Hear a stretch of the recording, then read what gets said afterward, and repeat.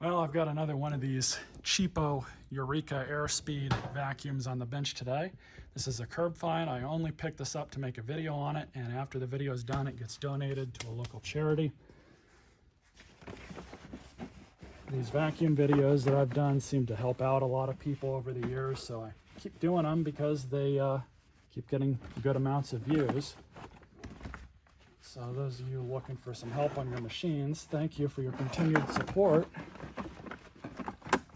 But like I said, this thing's a curb find. There's probably nothing wrong with it other than a clog. So we're going to test it right now, see if this thing is still good. I think that's off.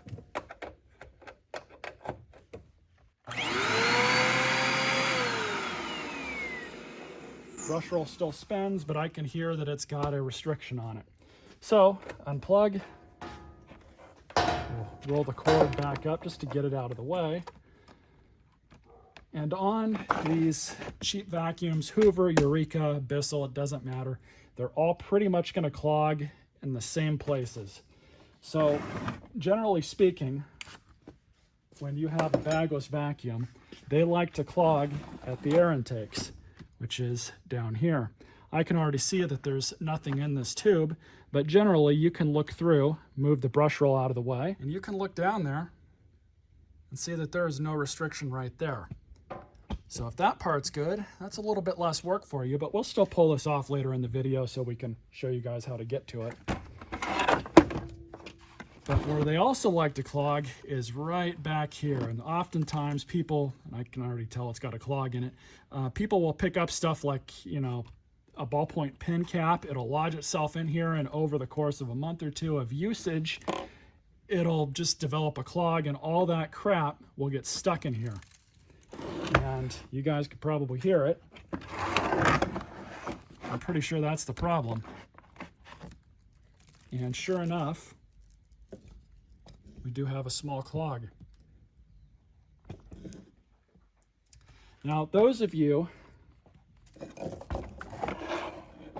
that don't have an extra vacuum like I do,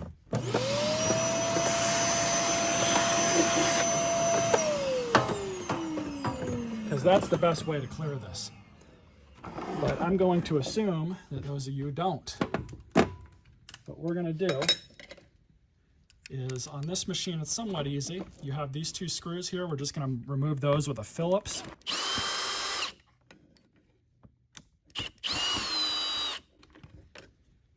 Just like that. And then move this thing off.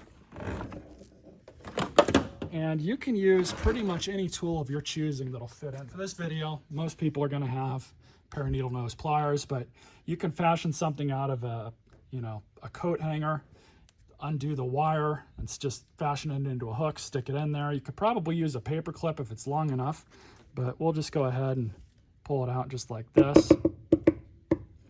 And you can see that there's still definitely a clog here.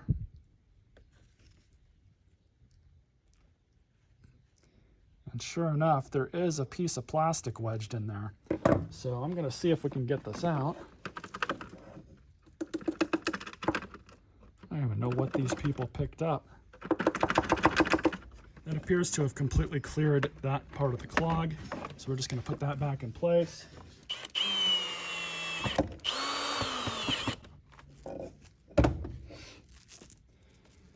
And then we're going to check this hose. Generally, same concept. And what do you know? This one's clogged. But right here at these elbows, very common for any bagless vacuum to clog here. Oftentimes it'll just keep filling up with crap and it'll clog all the way along the hose. So what we're going to do is try and dislodge this as best we can without damaging anything. I don't even know how they picked that up. I guess they were just using the hose attachment.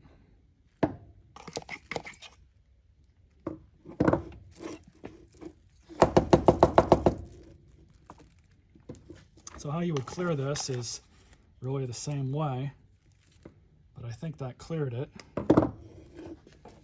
So this will go in the trash.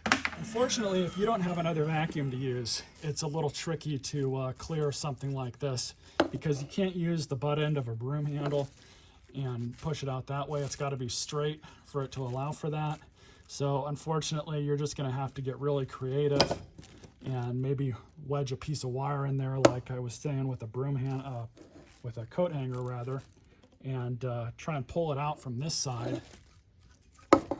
Just stick it on through and in, and then try and keep this as straight as possible. And once you feel it up against the end here, you just pull it back through, and hopefully that'll clear it. You can just hook it out. We'll go ahead and throw this back on. Get it in place. Plug it in.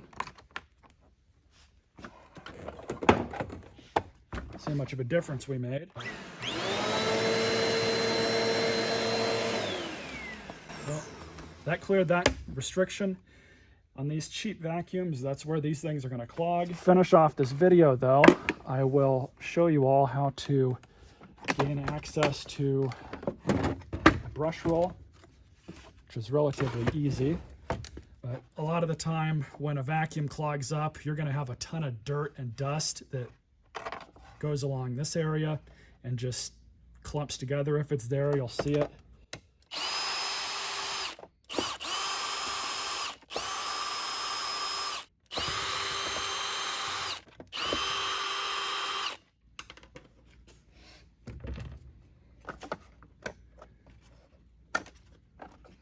Yep, definitely full of crap, so it's a good thing we're breaking into this thing. We got one more screw here. These models are a little weird.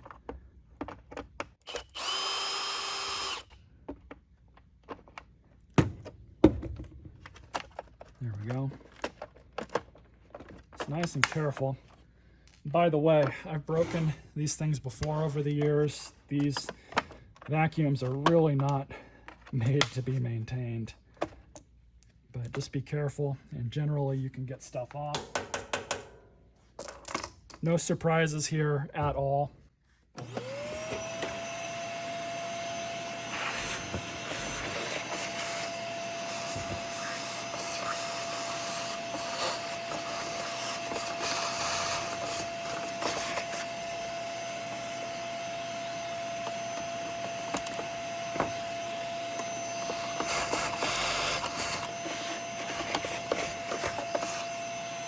The brush roll, you start at the opposite end first, wherever the belt is, and just pull it out just like that. And we're just going to remove the belt.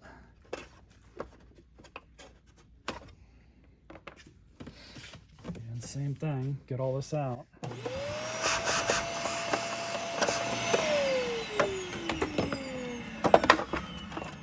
Now with this, you just use a knife to remove all the hair, and that'll come off pretty easy. This brush roll's in really good condition, so I've got no problems sticking it back in. This belt, if I had another one, I would replace it, but it's fine how it is. This is a donation machine, so if the thing works, it'll probably outlast the vacuum, in all honesty. So as I said, this brush roll's in really good shape. I just cleaned it up. Wasn't really all that much to do with it. Stick your belt on first onto the shaft. This motor shaft is nice and clean, but all you're going to do is just shove that on through. It's pretty much going to go back on in the reverse. You put the long side back in, and then kind of roll the brush roll back in place. Make sure both of these are not going to move, and then roll it just like that. Make sure it's all good, and it is. Now to put your bottom plate back on. Remember, you have these two tabs here. Kind of rock them in place, push everything forward. Now for these, you do run a risk if you're using a drill to cinch these screws back down. You might strip the threads out. And that's it.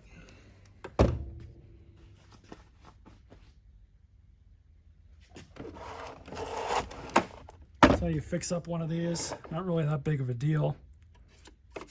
Like I said, these vacuums really meant to be disposable. Most people wouldn't even bother trying to fix one of these at this point. All right, simple end to this video.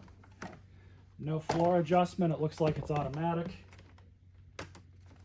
So, rock it back.